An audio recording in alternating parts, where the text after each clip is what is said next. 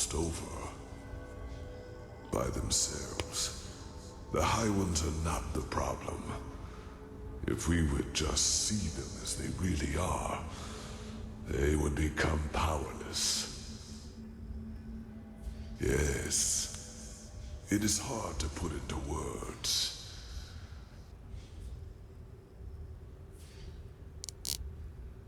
I myself do not know everything about the High Ones, only that they are part of something we call the cycle.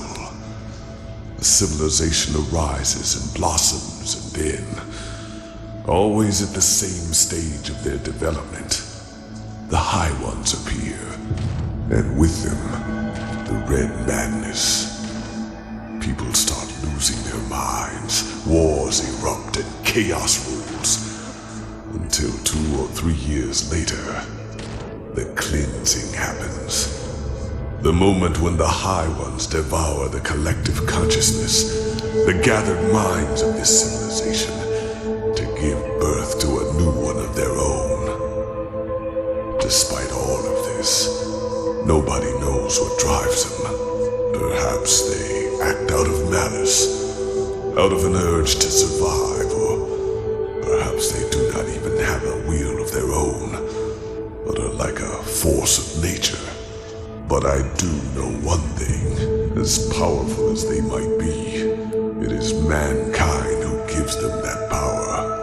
We make them into what they are, because what nobody understands is simply this. The High Ones feed on what humanity has the most of: their ego, greed, pride, fear, and their everlasting search for an enemy who is responsible for all their misery. It is those traits the High Ones make use of. These characteristics are what make us human, and by themselves, they are harmless. Only when we bury them, when we deny them, then they play into the High Ones' hands. So why is this, you ask? It is simple. The High Ones alone cannot make the cleansing happen. Only a human can. With the beacon, my knowledge about it is as limited as my knowledge about the cycle. It has existed since the beginning of time. And despite what you might now believe, the ancient writings about it are true. Lit by the ones who carry the Numenos, it can banish the High Ones once and for all. But it can also destroy us. Because what happens when it is lit without a core is far more than an explosion.